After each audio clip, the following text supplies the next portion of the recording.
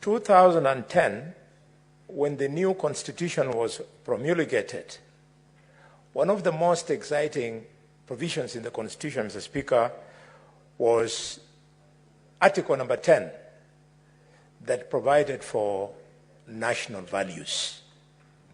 And in Article number 10, Mr. Speaker, is specifically 10(2)(b) that speaks to the values of human dignity, Mr. Speaker, equity, social justice, Mr. Speaker, inclusivity, equality, non-discrimination, and protection of the marginalized. That is the Constitution of Kenya. It is that letter, accompanied with the spirit, Mr. Speaker, that we wanted a new constitution that will see the whole country moving together at almost the same pace, so that nobody's left behind, nobody's marginalized, nobody feels discriminated, nobody feels dehumanized, Mr. Speaker.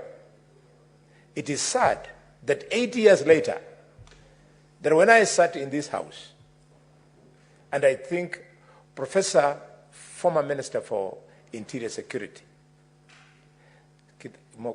Kindiki, spoke very emotionally on this motion. I remember very well when I was seated there. And we succeeded. This was a matter that we debated in this house 2015.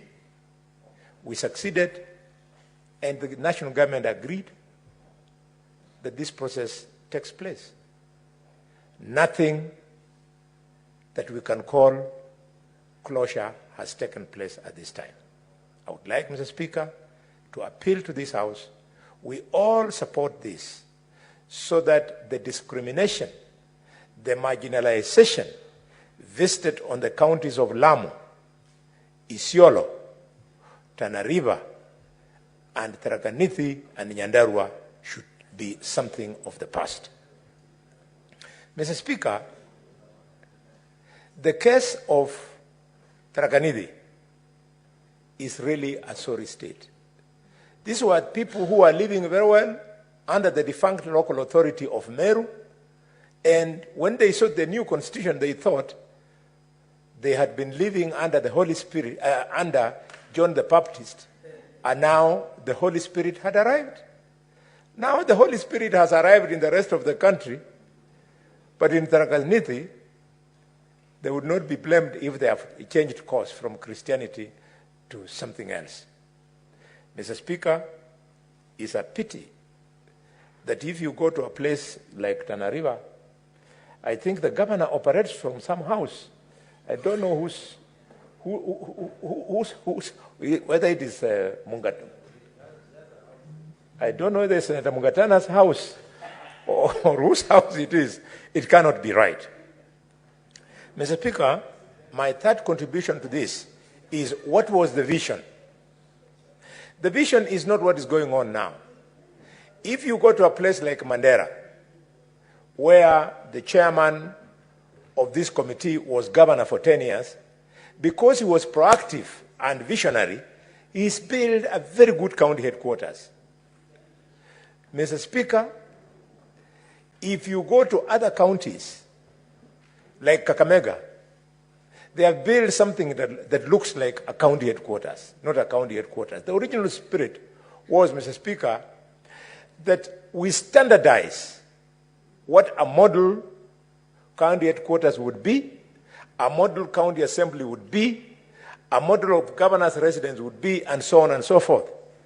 But now, because we didn't do that, we've opened the floodgates for some unscrupulous governors to sink millions of shillings, in fact hundreds of millions of shillings, into structures that were not too clear whether they would have met the original specification of what we wanted for county headquarters. I remember, Mr. Speaker, at the time we were in this house, after we promulgated the new constitution, architectural designs of the county headquarters for the executive were tabled on this floor, for the speaker's county assembly, and so on. We've lost it there, and because we can't keep on bemoaning, let's go ahead and allow these counties to conclude their projects. Mr. Speaker, if we have failed on this intergovernmental initiative, the first big one was this one, that has taken a whooping 8 to 9 years, then I am very worried about the 500 million that we have committed for the county aggregation industrial parks. If we are not too careful, again, 10 years from now, we will be bemoaning in this house that we started a project which has become a white elephant. Mr. Speaker, I want to conclude by speaking to the case of Kakamega County. Kakamega County is not only the third most populous county in Kenya, but it is also, Mr. Speaker, the second largest county in Kenya. Mr. Speaker, it's a pity that 12 years after devolution, there is no county assembly in Kakamega.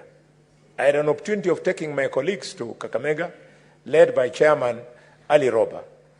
And Ali Roba, knowing the good work he did in Mandera, he was ashamed to walk in the county headquarters of Kakamega. I call upon the current governor of Kakamega to pull up his socks, the current speaker of Kakamega, Mr. Namathi, to pull up his socks so that a new modern county assembly is constructed in Kakamega. And what is more, I want to urge the governor of Kakamega to desist from the temptation of the corruption that goes around renting county offices. Mr. Speaker, the county government of Kakamega pays rent in excess of 71 million shillings just for renting offices. And yet already at Mudiri, the former Mudiri estate in Kakamega, people have been evacuated.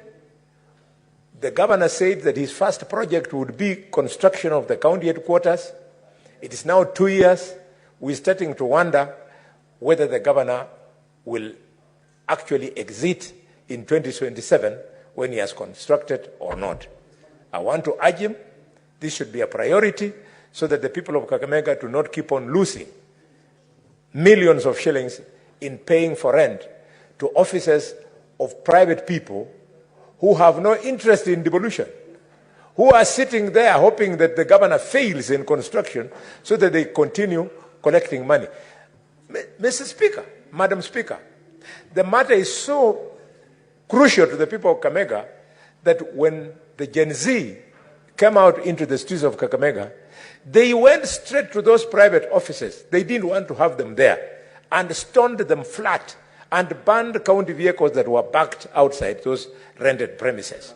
The youth were saying, Madam Speaker, that money is being wasted, the headquarters should be constructed.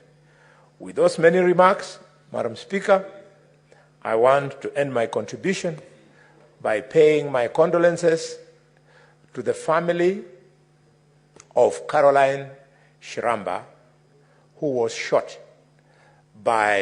during the Gen Z demonstrations in Kakamega. And Madam Speaker, it is pathetic that the officer who shot Shiramba in broad daylight was an officer attached to the governor of Kakamega. We know his identity, we know his face, we know his name. We want to urge the governor to surrender this security officer to the nearest police station so that the people of Ekolomani who buried Shiramba over the weekend can see an